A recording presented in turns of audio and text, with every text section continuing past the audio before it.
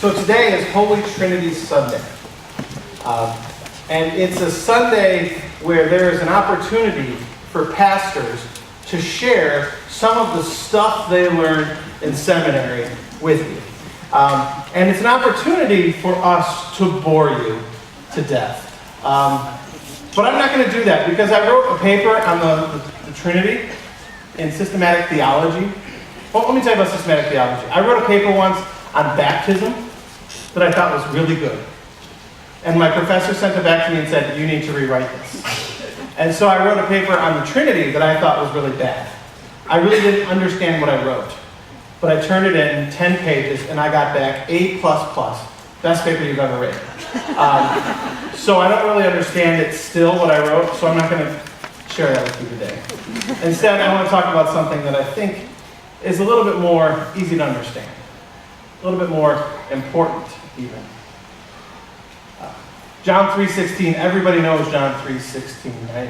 For God so loved the world that he gave his only son, so that whoever believes in him shall not perish, but have eternal life. And Christians are really good about sharing John 3:16. We want to share John 3:16 with the world. What about John 3:17? I actually like John 3:17 better. And it's not a verse that anyone knows. For the Son of Man did not come into the world to condemn the world, but to save the world. Christians are really good at condemning the world. I, in the last month, have heard Christian leaders say two things that have kind of made me scratch my head.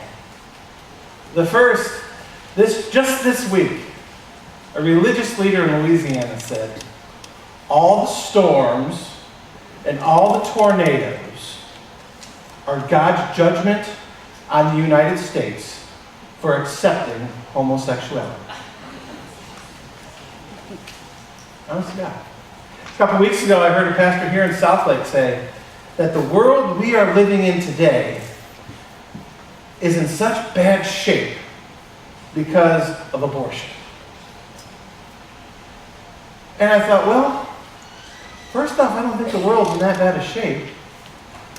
And I'm pro-baby, but man, you're putting a lot of stuff on God right there.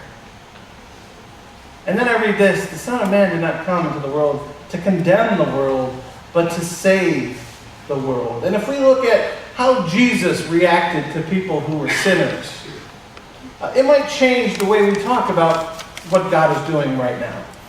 I think there's three important stories in the Gospels of Jesus interacting with sinners. Three important stories that we often forget. There was a woman who was caught in adultery. And the people of the city drove her to a cliff with rocks in their hands and they were going to stone her. And Jesus walked up and they said, Jesus, you're a teacher of the law. We're supposed to stone her, right? And Jesus says, he who is without sin cast the first stone. And then Jesus turned away, and one by one their rocks hit the ground as they turned and walked away. And after they had all left, Jesus turned to the woman and said, is there no one left to condemn you? And she said, no, sir, they've all left. Jesus said, I don't condemn you either. There's another story of Jesus walking through a village, and he sees a guy in a tree named Zacchaeus, just wanting to get a look at Jesus. Zacchaeus was a tax collector. He would go around and collect the taxes for the government, and he'd also collect some taxes for himself. And he would steal from people. And so Jesus said, I want to go to your house. Let's go to your house. And he spent an afternoon with Zacchaeus, eating lunch. And he talked to Zacchaeus, and they talked about all kinds of things. And at the end of the conversation, he said, Zacchaeus, salvation has come to your house today. He said this to a woman caught in adultery. And he said this to a thief. He said, I do not condemn you.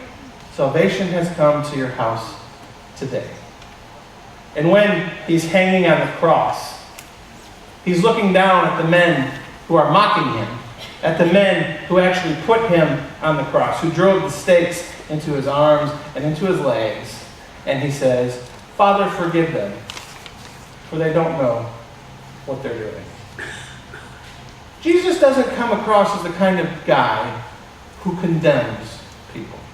Jesus doesn't come across as the kind of guy who pronounces that God is judging you because it's raining. On Thursday, I came to the office a little after 10, and poor Iris Beck was sitting outside the Women in Stitches room looking in, and I thought, well, why isn't Iris walking in? And I walked over there, and she said, well, the door doesn't work. I said, what do you mean the door doesn't work? She said, well, the handle has disengaged from the deadbolt, and you can't open the door. And I thought, well, that doesn't make a lot of sense. Well, let's go in the back door.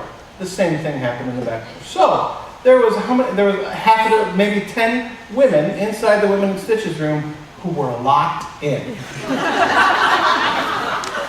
They couldn't get out, and nobody could get in. So Susie climbed out the window, and she thought, well, if I go on the outside, I can get it open. And so we tried it. We tried taking the pins out of the door. We tried working with the handle. It wouldn't work. So we went around to the back, and we thought, well, maybe the back door. Maybe we can get the back door to work. We couldn't get it to work. So there were literally women on the inside trapped, and Pastor Nick, trying to be Captain America, could not get them out. And so there was a handle, and we needed an Allen wrench. And so I didn't have an Allen wrench, but I had a hammer. So I tried. So I tried that. And that didn't work. And then I had the idea, well, if I go inside, I can help them out. So there are certain advantages to being big. Climbing through windows is not one of them. I think Barb Morrell has the video. So I climb in, and I think, well, now that I'm in, I'll be able to get them out. But then I went to the door, and I thought, oh yeah, if you're inside, you can't get out. So I tried, and I got the handle off, but the deadbolt was still stuck in the door. And then I thought, well, what if I just took the door apart, and finally, after, I don't know, an hour, figured it out, and got everybody out. It was quite an experience. Things that they don't teach you at seminary. But I thought to myself, you know, this is what happens to a lot of us. When we sin, when we make mistakes, the shame and the guilt is locked in. We don't share that with anybody because we're too ashamed to talk about it. And we're afraid to let it go. But hear these words. Father, forgive them. I do not condemn you. Salvation has come to your house today. Jesus died so that you can let go of the shame and guilt of the things that you've done. Today is a good day to let it go. And please, do me just this one favor. As you let it go, as you feel God's grace flowing through you, share that grace with others. And do not tell anybody that the rain is God's hatred. Amen.